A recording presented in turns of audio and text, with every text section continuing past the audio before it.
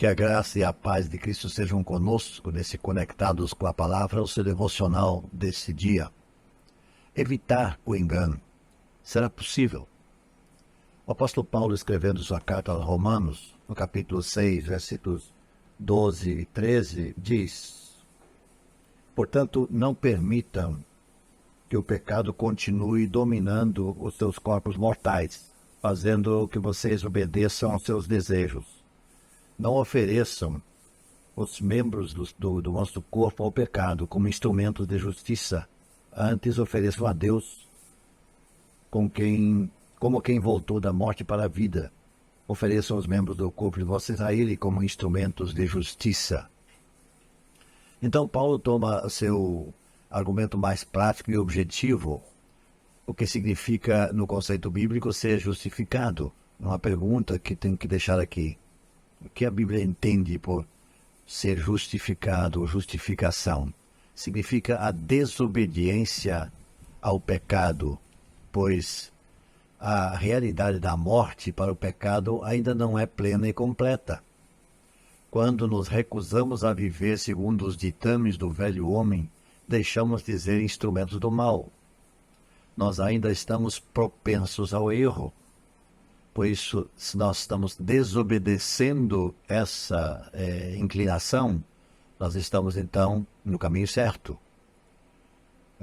O outro lado da moeda aponta para uma vida na qual Deus reina e, consequentemente, aponta para um fato onde as ações dos membros do nosso corpo são instrumentos de justiça de Deus. Fazendo assim, os membros do nosso corpo, ou seja, o nosso corpo como um todo, será instrumento para glorificar a Deus. Deus apagará os pecados de quem se propõe a praticar a justiça. Quem se arrepende do que fez, compreende os erros anteriores. Acerca disso, os gregos falam bastante claramente quando citam, por exemplo, o termo metanoia. Metanoia, o significado remete ao retorno ao entendimento correto. Deixe-me repetir. Metanoia significa retorno ao entendimento correto. Aqueles que retornam ao conhecimento correto resgatam sua mente da loucura, que lamentam seus erros, que se arrependem pela loucura, que lamentam seus erros, se arrependem do seu passado.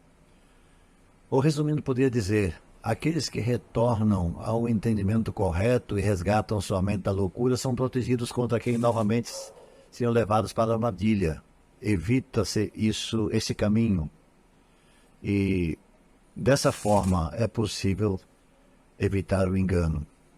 Portanto, o que Paulo diz nesses 2 versículos é muito importante. Capítulo 6 de Romanos, versículos 12 e 13. Leia, releia e leia o contexto também.